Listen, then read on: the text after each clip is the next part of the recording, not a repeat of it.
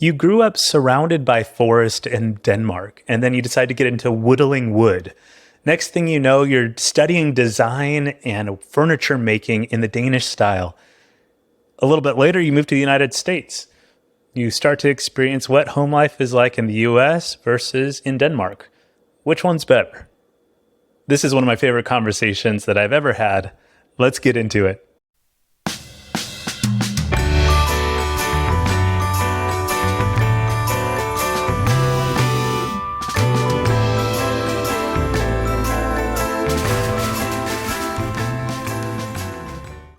Hey, I wanted to pop in real quick at the top of the episode to tell you about launch month here in my whole home life multiverse of things between the podcast and the newsletter and more to come. And what I want to tell you about is for this month only, March 2023 launch month, if you sign up by the end of the month to become an annual premium subscriber to the Home Life Design Lab newsletter, then you are going to not only get all the premium perks, but you're also going to get an extra special gift completely for free, which is full access to the Home Life Design Lab course that's coming out later this year. So it's something I'm really excited about. If you ask anybody who's ever done a course with me, they'll let you know Matt designs courses that are highly transformative, experiential. It's not just like informative talking head stuff. You'll get fully engaged and it'll be interactive and we'll have a great time with it. Now, I want you to be a part of that and I don't want you to miss out. So follow the link in the show notes before the end of March 2023 and become an annual premium subscriber to the newsletter. And that's what you'll get, completely free access to that so that you can, create a home life that you are just thrilled with, in love with, thrive in. That's what I want for you. So check that out if this captures your fancy. Enough with this little commercial at the top of the episode. Let's get on with the rest of the show. Hello and welcome to another episode of Home Life for Extraordinary Impact. On this show, you'll get to witness raw in-the-moment research I'm doing with experts and everyday people all around the world. What am I researching? One central question is what I'm researching. How do you design your life at home for growth, connection, and really making your greatest contribution to the world around you? On this podcast, I'll be doing this research, and you can follow along with my analysis, the findings for all of this on the Home Life Design Lab newsletter. I ask for you to subscribe to that. Check the link in the show notes to take a look at that. By the way, my name is Matt Barrios. I'm a husband, dad, writer, researcher. I'm going to be your host today as we explore all of these things and more. We're going to hear from my conversation partner today, Brian, and he's going to introduce himself in a moment. But before we jump in, I just wanted to say a little thank you to you, Brian, for being part of this project. You have an interesting angle on home life, and we'll get into your background. I'll let you speak to it a little bit, but I'm so excited for this conversation. So thank you for taking the time to be a part of it, and I look forward to learning from you. So, Brian, would you tell me and the people who are listening a little bit about yourself? My name is Brian, and I'm a furniture maker designer from Denmark, Scandinavia. I think I said I was a piece of furniture right there, but I make, design furniture, wooden furniture in particular, and that's my daily life at a shop here in central Vermont, and I do it on the side, kind of on my own as well, and have done for about 15 years now. That's awesome. Yeah. I was so interested in talking to you because as I'm exploring home life, I know actually like an important dimension of our home lives is our furniture and like the things that we choose to put in our homes, to sit on, to use, all of that. And especially your background as a wood craftsman who's trained in like Danish, Scandinavian design methods and everything. So I was just so curious, like, to ask questions to you about home life, in order to get like even more of a little bit of a picture of who you are and stuff. I I wanted to ask you a couple of questions. So that's Sure. your background. Um, Yeah. what are some of the places that have felt like home to you before we get into, like, your professional expertise and stuff? Just give Yeah. people a perspective on what is home. What are the home places for you? um, so I have moved around a lot in my life.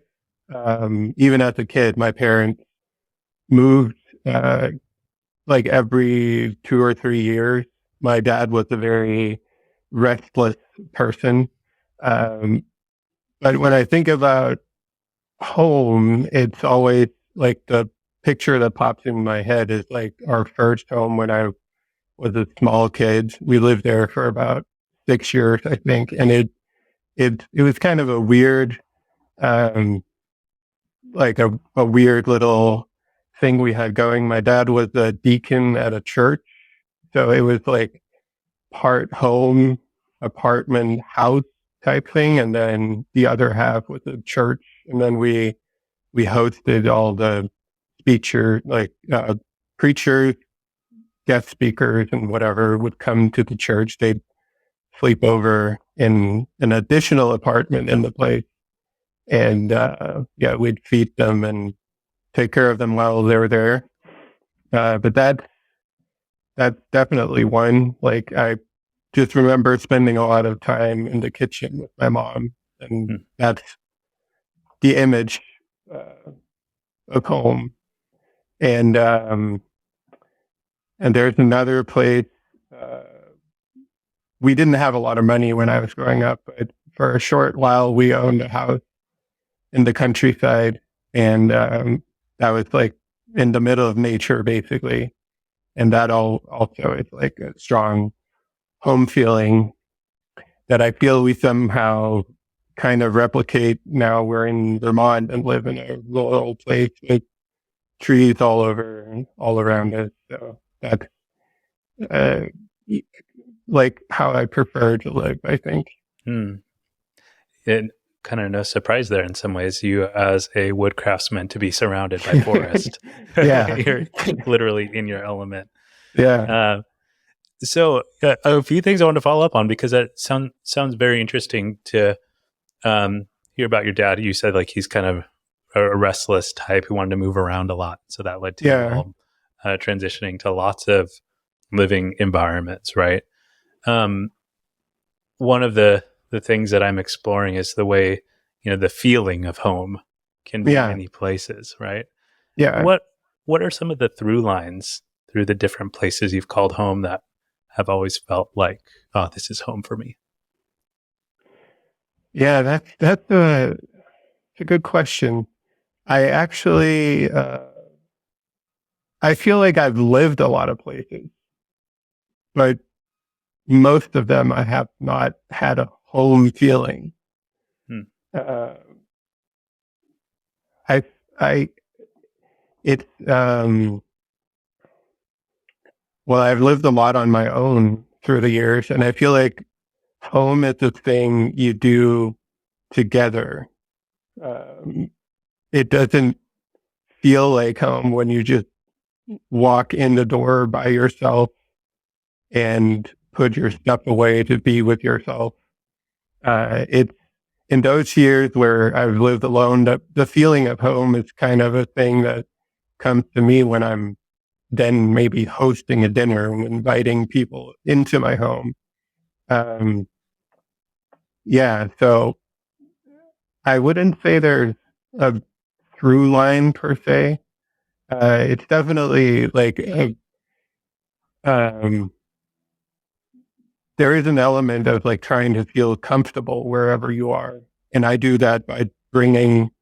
I have like a small set of objects I've always brought to wherever I would live, and like having those objects that are and have been part of you for years is Hmm. of course a that too carries a sense of feeling home. Um, yeah, but I really do feel like it's a thing you can't just do on your own, Hmm. if that makes sense. It does. Like, so in your your experience, it sounds like people and connection is part Yeah. of what creates home, including connection, perhaps sentimental connection to these objects that are Yeah. Yeah. Yeah. that travel with you, right? Yeah. Definitely. Hmm. That's Yeah. It's cool. home is it's a safe space. And if you can, you know, just seeing familiar, if not faces, then familiar objects, familiar furniture or whatever surrounding you with that feeling of safe space, safe, yeah, like that's part of home to me. I feel. Hmm. That's lovely. I think it is valuable to have that sense of belonging, safety, security in your home Yeah. for sure. Um, I find it interesting how much hospitality and hosting was a large part of your growing up, like partly because of your dad's connection to the church and hosting people where you Yeah. live and everything. Um, and now it's interesting to hear how that is also connected to your understanding of what home is, right? Like it Yeah. happens Yeah. with people. There, you host people, you live with people, you're connected to them, and Yeah. yeah, that's one of those themes I'm hearing in your Yeah. story. Oh yeah. Yeah. Yeah. I definitely feel like that's true. Like we've only been here in Vermont for 4 months now, and just this weekend, or right now until the middle of this week, we have a friend visiting from San Diego, and that kind of like christening our home. Our house becomes a home with the people coming into it. It's Sure. yeah. Oh my gosh. Yeah. I'm hearing this clicking in the background just in case anybody else is hearing this. But I think I live in a large apartment complex in San Francisco, and I think the trash is being taken out right now. So that's so funny. But just in case anybody's wondering what that sound was, but maybe you couldn't hear it at all. Um, uh, you mentioned that you recently moved, and I wanted to hear about like your home now. So like, give us a little walkthrough. Like you mentioned that it's in more of a rural, foresty place, right? Yeah, Um, it is. Yeah. Tell us about it. So we picked the area because of my job. We sought out Vermont. Didn't know anything about it before this summer, but felt like we needed a change from California, and this is like probably the biggest change. Like it's completely the opposite of California. Um, Basically, you can't find any big cities here. Everything is more or less rural, and yeah, there's more of a culture for craftsmanship and smaller community, uh, like sensibilities that we like and miss in California. Um, so the place we live is a duplex, and our plan is that we want to eventually buy a property here. But yeah, we live in a duplex. We have another couple living upstairs. It's a small city called, or it's not a city, it's a town, I guess, barely, called Graniteville. And yeah, one floor apartment. Um, it's not our dream scenario right now, but it is starting to feel cozy. Yeah.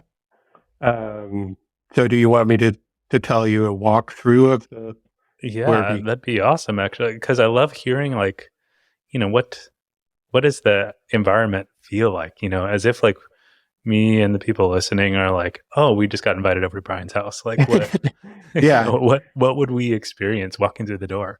Yeah. Well, we have a kitchen eating area with an open wall to like serve food for the people sitting at the dining table, which is right when you walk in the door. And then we have a huge bookshelf with way too many books. That was the big deal when you moved here. It was like it took up so much space in our containers. But yeah. And then we have on the right as you enter, we have our living room, and it's a pretty typical living room, except there's a lot of self-designed, self-made furniture, which is kind of a through line throughout our house. But normal TV, because we like to watch movies, and record player, record collection. And then we have, as you walk, there's kind of a long hallway throughout our house, and then everything is on either side of the hallway. So then we have, as you walk down the hallway, we have a bathroom with a tub and a shower, and we have my office on the right, which is where I'm at right now. It's not very warm and cozy right now because I'm blocking it all off. But yeah, where I do a lot of work at the computer where I'm at right now, where I program machines for work, and I do some illustration stuff and whatever creative thing I'm working on. And then my wife's office is at the end of the hallway, and on the right we have our bedroom and a doorway to the basement where we do laundry and some of the home necessities, right? Yeah. I love being able to visualize this, and so thank you for taking me on a little tour through your home. What stands out to me is the fact that you, again, no surprise, you have pieces that you've made yourself that are the furnishings of your home. So I want to just kind of dig deeper into your background as a wood craftsman, furniture maker, who is operating in like the Northeast. How did this start for you? How did you decide you wanted to become a wood furniture craftsman? Yeah, that's that's a good question. I started actually kind of taking it all the way back to when I lived in the rural wooden area in Denmark. I used to whittle a lot, carve into whatever wood I found in the forest, and that kind of became its own little craft. I still carve and whittle spoons, knives, whatever, bowls. But yeah, so the love of working in wood definitely started back then. And I don't think I always had a love of furniture per se, but I kind of fell into professional woodwork when I was 17 and I got my first job. We were making countertops for kitchen, solid wood countertops, a big company.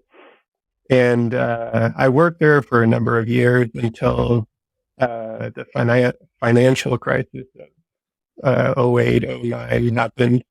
And then I started to reconsider what I was doing and what I wanted to do professionally. And by then, I feel like I'd gotten more interested in like finer woodworking and probably some furniture making from my job. We also make diner tables and stuff like that.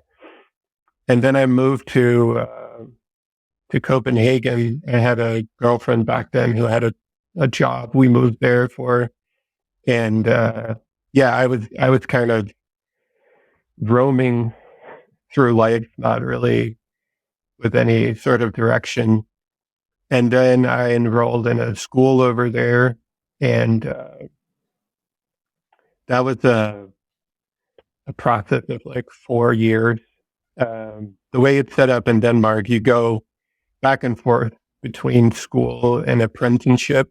So you learn everything about furniture, construction, design, reading, architectural drawings, talking to clients, all of that stuff in school.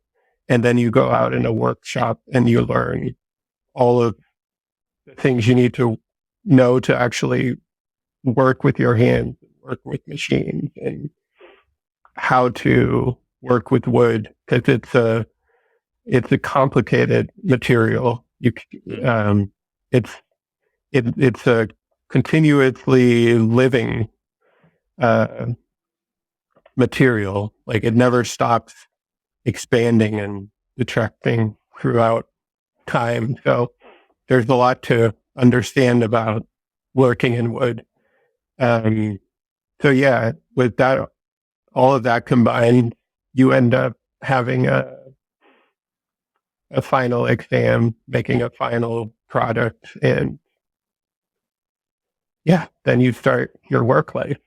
And yeah, I was lucky and got a nice job.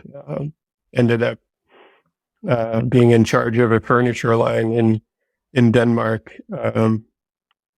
And for listeners who don't know, Denmark is very known for design and specifically for wooden furniture in particular. And Yeah.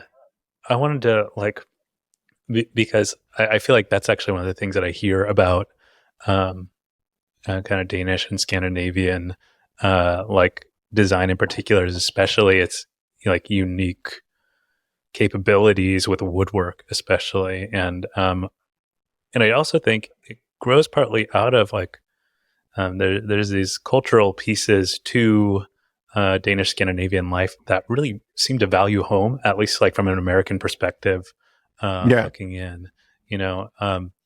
So would you say more about like maybe some of uh, the values that undergird the Danish woodworking style or the Danish furniture making style? Like what are the design sensibilities or principles that inform that kind of work?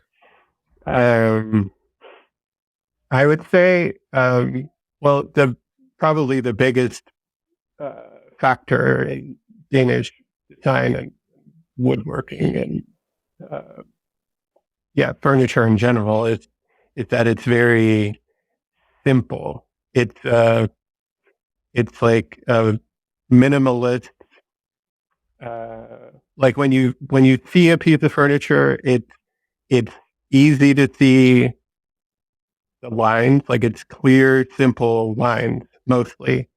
And what makes it special is that it's oftentimes a piece of Danish furniture will look simple, but then to a craftsman, you can tell that it's complicated structural.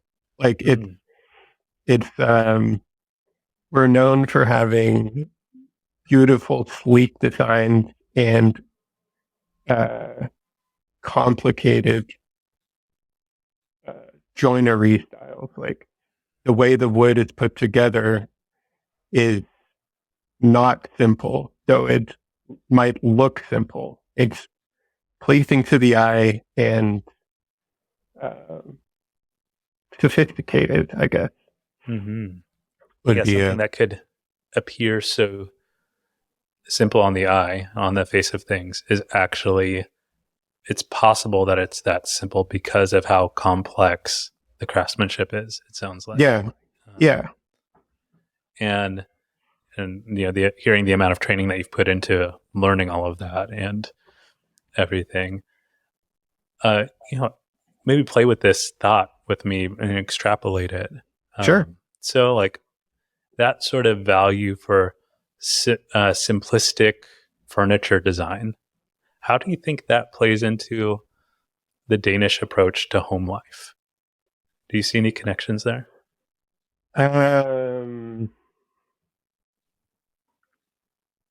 I maybe I so in Denmark we have this expression that uh, it's been like trending internationally for years now, which is the word hygge, um, I've which heard this word, yeah. yeah, and it translates somewhat to the word cozy, but it the way it differs is that it describes the feeling of um, probably the same thing I was describing before, like togetherness in home.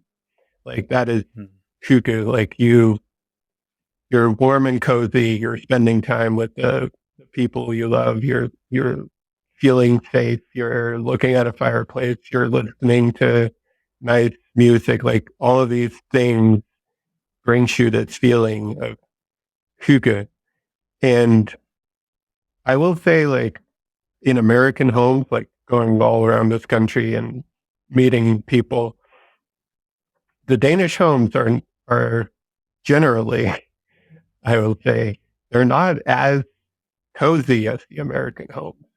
Like we're very simple. Like Danes like everything simple, easy to look at, and like we will never paint our walls in colors. It's always like black and white.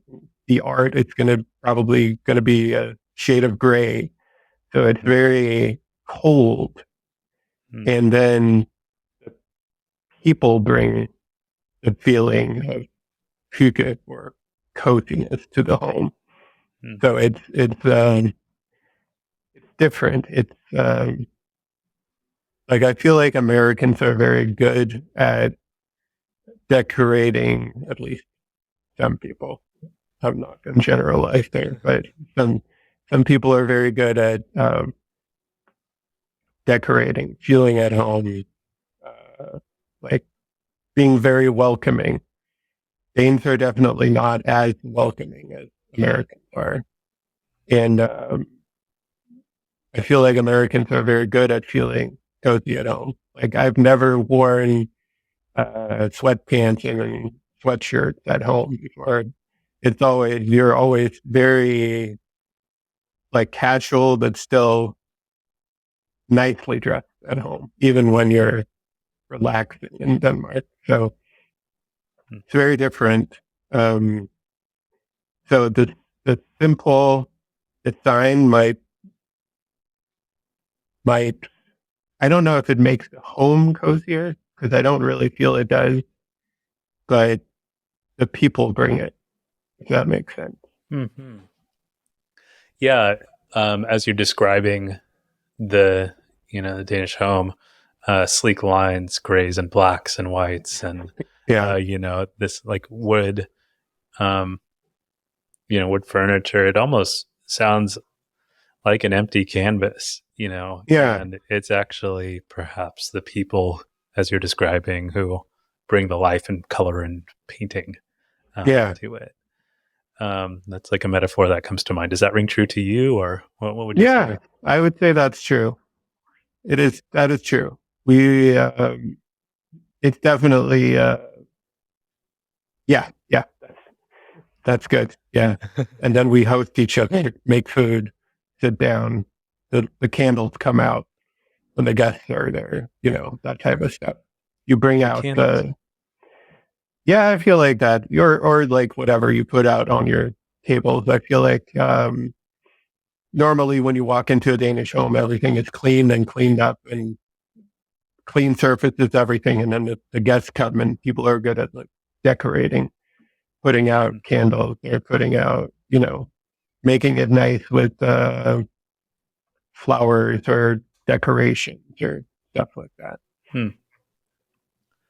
Sounds lovely. Yeah. Um, wow. And I find that kind of contrast between your experience growing up in Denmark and spending so much of your life there, and now living in the United States. So you've kind of walked between worlds a little bit in um, at least between Denmark and American cultures. Yeah, for sure. And you mentioned that with maybe there's like a comfort value in American culture, like in the sense of you put your sweatpants on, it's athleisure wear time or something like that. Yeah. And, and maybe a person, at least in your experience growing up, like more put together at home, even when you're just there alone or something. Yeah. I find that very interesting. Yeah. Yeah. Um, yeah, there's a big contrast. I feel like another thing to mention probably is like the wooden furniture that I'm so thrilled about Mm-hmm. is the thought of sustainability. Like Huh. you make a piece of furniture and like all the work I make basically you can have for a lifetime or more. And that is a very common thing in Denmark and in Scandinavia that um, it I'm not saying we're perfect and everybody lives by this rule, but there is a bigger thought to being sustainable in how you live. Like, Hmm. ideally, not being as consumer minded that you want to change out your furniture again and again over the years, but that you keep the furniture, buy it once, buy it nice, buy it good quality, and then take it with you. Hmm. That Um, makes sense. yeah, So that like longevity perspective, even on like, get the high quality craftsmanship, yeah, buy it once, it'll last forever. It's your whole lifetime, pass it on along to the family afterwards, that kind of thing. yeah, Versus, and I do see what you're saying about, the consumeristic values of American culture. There that can occasionally come with like a disposable yeah, mentality, yeah, kind of out with the old, in with the new on a regular yeah, basis, which doesn't lend itself to valuing the level of craftsmanship that you're describing. And of course, we're playing with stereotypes here. These are all yeah, for generalities, sure. right? Yeah, yeah, yeah, yeah, But I think but that is a pronounced difference that you're noticing, and actually I noticed too. So not that I'm hearing you describe Danish furniture and Danish way of life and everything. That is like a piece that is like, oh, that's interesting. That's a little different. So yeah. Now I wanted to get into maybe like zoom in again on home life, and maybe now again from a bring your expertise to bear on it too, but also from a personal angle. When home life is going like really, really well for you, yeah. what does that feel like? What does that look like? How would you describe it? Um, I've definitely thought about it while moving this time. We moved from during COVID. We ended up moving into my in-laws house, and Hmm. that was a whole different scenario because we had to share everything. Um, and I feel like I I like to be in control of my house. I feel like if that makes sense, like um, that's probably uh, like one of the reasons that it's appealing to me to live rural is that there's not too many surprises around home. Like we lived Hmm. in San Diego and had a small little like a front lawn. And we'd have people sleep there overnight, and people would barge into our private life all the time. And that feeling of like being in control of what you can do, having everything run smoothly, being able to like also moving in, we had to buy a lot of new furniture, contrary to what I just said about keeping the same furniture. Um, that it's definitely when it's smooth running at home is when I know where everything goes. Like this object goes on that shelf, and like you know where everything goes, and it makes everything easy. Like you know if you want to make a mess one day and go full on into a project mode, you can, because you know it's going to be easy to clean it all up because everything has a home. Like Mm. everything, like you know this thing lives there, and like yeah, it's just like the small things, you know, like just like we didn't have a laundry machine for a couple months, and that just threw us off completely. Like I Mm. feel like me and my wife were both very like kind of like anal about like it. The thing has to be there, you know. The like a little, you know, control freaks in a way, but in a not too negative way, I hope. But having a home that runs smoothly, where there's no question about the rules or anything like that. Like Mm-hmm. if that makes sense. That makes a ton of sense. And I mean, what you're describing is basically like everything has its place. You know where things go. Things can get messy sometimes, but you put them back into place. And Yeah, also, like the ease that comes with that, in contrast to like dealing with a lot of disruptions, interruptions, yeah, like things really kind of throwing things sideways and everything. yeah, Um, what you one thing that stood out to me in what you said is how much like physical objects in locations is actually like a pretty important piece for you of like when your home life feels really good, yeah, and you and your wife are on the same page with like things need to go where they need to go, like let's keep things a little organized and all of that. And I just think that's an interesting angle on yeah, all of this, which is like when our possessions feel like they've exploded all over the house, or there's no place for things to go. And you even use the phrase for this thing to have its home, like yeah, as if like our objects have a home within the home. yeah. Um, and I'm just like calling attention to that because it was a phrase that stood out to you. But do you have anything more to say about that idea of like kind of things having their place? Um, no, I feel like it has to do with. I feel like my brain in general can be kind of cluttered, and Hmm. there's like there's a I don't know where I've read about it, but you can clean up a lot of your mind by cleaning up your home. You know, like Hmm. if there's chaos in your home, there's going to be chaos in your mind. Like if you let everything cluster up, it's the same thing with everything else. Like you have a thought that you need to get out, you can't because there's so many other thoughts you need to, you know, work on. Like you clean up your mind by cleaning up your house in a way, and that's what that thought comes from, I guess. Hmm. Like I tend to become anxious and not like it stops everything. You know, if you need your home to be clean, you can't go into your project or you can't focus on your work or whatever because Hmm. everything is all over the place.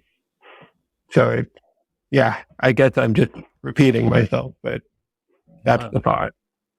I think the interesting add in what you just said is how much the environment reflects your mental space. Yeah, Um, and actually, this weird, I don't know, semi mysterious connection that I couldn't fully explain at this point, at least. But like, if things are in place in home, it can, at least in your experience, bring little bit more room for mental clarity. Yeah, definitely. And yeah, that's really interesting. So when so that we were kind of exploring like when home life's going great, it looks like things having their place, and this room for creativity and all of that. And part of what throws it sideways is what you're describing, which is things getting out of place and things being a mess and anything like that. What are the other, like, I don't know, pain points you run into with home, or when things feel like they're going south with home? Um,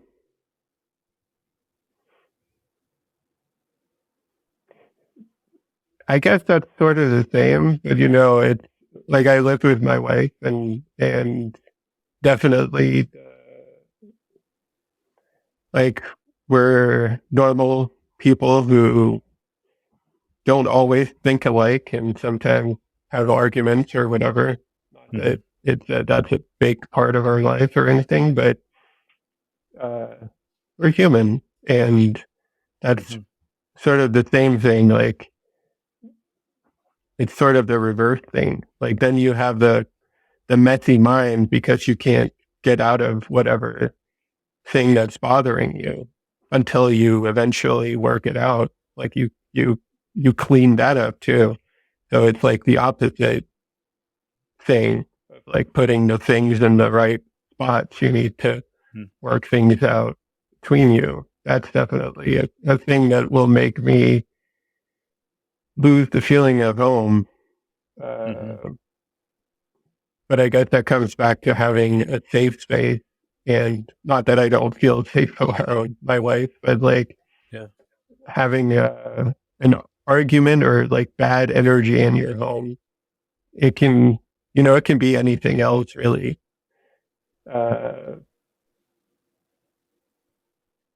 Like being in the wrong mental state, which comes back to the same thing, but like having a clear mind and having a cluttered mind, like the times you come home from work and you're bothered by something, that also takes out the fun and nice, cozy, safe feeling of being in your safe space because you're mentally somewhere else. Like that'll take me out of the home feeling. That makes sense.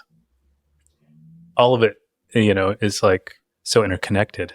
I'm hearing like your mental clarity, your mental, sense of safeness and belonging at home and everything is connected not only to physical objects and them being in the right place, but also like relationally being cleared up, with your wife, the people you live with. And, that makes sense to me, right? That there's a connection between, how well you're feeling as a person, or like able to do things or get clear mentally. And if you had an argument with your spouse and then you haven't cleared it up yet, right? Like that can really throw things off. That makes a ton of sense to me as a fellow human who also argues with his wife from time to time. So, Brian, this has been an awesome conversation. I wanted to kind of maybe blitz through a last few questions with you, just because I like being thorough, and I know we've had such a great conversation, and I haven't perfectly allocated time to get through every single question, but it's because you've said such fascinating things to me. Good. So I wanted to ask, now thinking about like the way time plays out in your home, do you have any kind of daily, weekly, seasonally, or like regularly repeating things that you do at home? Things that you find valuable to kind of repeat on a regular basis? Well, practically right now, into winter, I actually have it on right now for the interview, but I used it I think you call it a therapy light. Like you get fake sunbeams, just so it's not like in the winter, there's not a lot of sun up here in Vermont, which I'm used to from Denmark, but we just moved here from San Diego, which is constant sunlight all year long. And kind of the opposite, huh? Yeah. So I'm definitely feeling the lack of energy some days. So that right now, that's part of my routine that I try to sit down or do something where I can have the light on me. I flick it on in the morning when I wake up, and it's nice. It's a it's a very interesting device. Like I didn't have it in Denmark, but it it looks like a big iPad, and it shines the light like it's a photography piece of photography gear. But even though it's cold, your body feels warm. It's like to me, it's magical. It's super The nice. magic of artificial sunlight. Yeah, Yeah, that's it's really nice. important, especially for the seasons how they play out in Yeah, places like Vermont or Denmark or whatever. Yeah. yeah. Um, Next question. This might actually be your answer, but I was wondering if you have any like favorite possessions, prized possessions, things that you are useful in day to day. So it sounds like one of them is your, your Yeah. fake son. But what else might be some of your prized possessions, things you like to use regularly? Um, I have a lamp, like a petroleum lamp that I've had since my childhood, and that's probably like um, going back to how I said that we in Denmark probably don't have the warmest homes, but then we bring out small objects to like feel at home when we have visitors Hmm. over. When I was a Yeah. kid, it was always this one petroleum lamp, and if we were playing board games or uh, eating snacks around the TV or whatever, that lamp was always there, and it gives out this like orange, like literally the orange fruit when you light it up, and it's just Hmm. like a little, yeah, I don't know, that the shine of that lamp is it's cozy and warm and like familiar to me. So it's, Hmm. yeah, I'm still kind of baffled that I've had it for so long. Like it traveled here from Denmark in a box, and everything was completely smashed when it got here. But that lamp was somehow still perfect, and it's mostly glass. And yeah, the body of it is old brass. So yeah, that one is definitely one of them. And Hmm.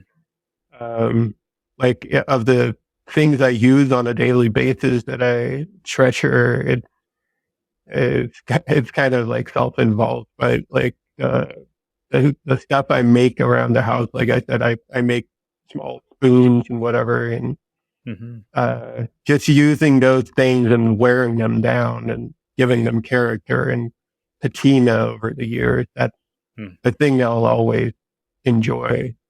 Hmm. Uh, I do think in general, I very much treasure um, things that's been with me for a long time. Like I don't really Hmm. care that much that they don't look perfect anymore. It's the years of use that you can tell an object has in it that I end up cherishing more. Hmm. So my lamp is not. I did say it's perfect, but it really isn't. It is kind of falling apart, and I have Yeah. to like uh, make it stick together every time I whip it out to light it out up. But yeah, that's a prized possession, Hmm. definitely. That's really cool. Yeah, and it rings true to me of your kind of call out of Danish design having this value for like longevity of things, and actually part of the this woodwork getting its patina, or your lamp having its dings and scratches, and still cherishing it and holding it together rather than throwing it away. Um, like that's part of your training as a Danish designer, Yeah, has to do with like life lifelong sustainable, cherish it with yeah, your objects. That's really cool. Well, Brian, this has been a great interview. Thank you so much for participating in it and bringing your expertise to bear on it. Um, what are you working on right now? How could people get connected to you if they're interested in, I don't know, seeing some of your work or contracting you as a wood craftsman? Where can people find you? Well, first of all, you're welcome and thank you for having me. It's been a Mhm. pleasure. I, well, I, in my day job, I work at a place called Mabel Corner Woodwork here in Vermont. We make traditional American woodwork, which is very different for me, but it's beautiful. It also lasts you a lifetime, and you can check them out at mabelcornerwoodworks.com. And myself, I am uh, currently not super productive on my own, but as soon as I really get a routine with my new job, I will be sharing some more creations, and I'll do that on my website, brianjacobsen.com. And I'm also on Instagram at Ry Jacobsen. But you can find it all on my website, links and email, whatever. It's on there. Awesome. Well, thanks, Brian. Yeah, and I'll also be just kind of posting some of the information that Brian gave on the Home Life Design Lab blog, so that you can check out his kind of centralized place, as well as some of his written responses to the questions that we asked, in case you just want to go back and take a look at some of what he said.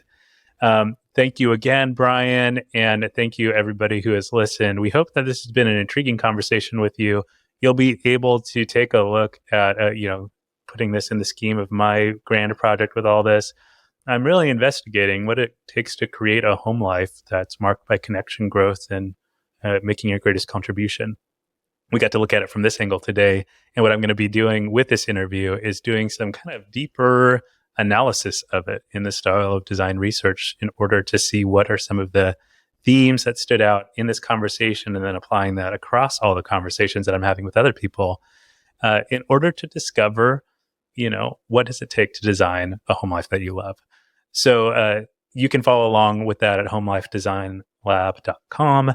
It's also a place where you can sign up and contribute, pay for this newsletter, in order to make sure that this work keeps happening. I love doing this work, so please support it. And thank you again, Brian. We've enjoyed this conversation. I hope everybody has enjoyed listening. Take care until next time.